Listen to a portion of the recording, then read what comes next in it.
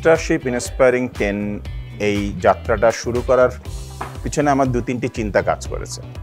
প্রথমত যে চিন্তাটা কাজ করেছে সেটা হচ্ছে যে আমরা গত 1 বছরে এই দেশে যে পরিবর্তন দেখেছি সেই পরিবর্তনটা mainly youth driven. So youth driven এই পরিবর্তন যে শুধু পলিটিক্যাল স্ফেয়ারে হবে তা না, এই ইয়ুথ ড্রিভেন চেঞ্জ আমাদের দেশের অন্যান্য জায়গায় সামাজিক এবং রাষ্ট্রীয় অন্যান্য ক্ষেত্রেও হতে পারে। সো ওই কারণে আমরা মনে করেছি যে আমাদের এই ইয়ুথ ড্রিভেন চেঞ্জটাকে একটু রিকগনাইজ করা দরকার এবং এই জন্যই আমরা এই উদ্যোগটা নিতে উৎসাহী হয়েছি।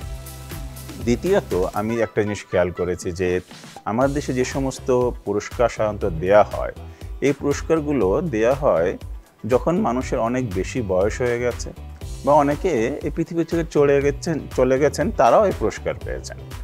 সো ওই সময় তো আসলে পুরস্কার দিয়ে তাকে আমরা ঠিক সম্মানিত করতে পারিনি। আমার যেটা ধারণা ব্যক্তিগত সেটা হচ্ছে মানুষকে রিকগনিশন এবং রিওয়ার্ড দেওয়া উচিত অ্যাট অ্যান আর্লি এজ, যাতে এইটা তাকে ইন্সপায়ার করে ভবিষ্যতে আরও ভালো কাজ করার জন্য।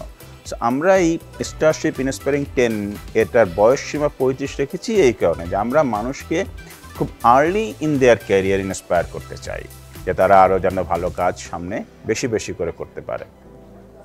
আর তৃতীয় আর একটা জিনিস যেটা মনে হয়েছে সেটা হচ্ছে যে আমরা যারা 50 পেরিয়ে গেছি আমাদের মধ্যে একটা প্রবণতা থাকে সবসময় সব জিনিসগুলো আঁকড়ে ধরে রাখার। আমরা সহজে এই পরিবর্তনের ব্যাটনটা, লিডারশিপের ব্যাটনটা ইয়াং জেনারেশনের কাছে পাস করতে চাই না।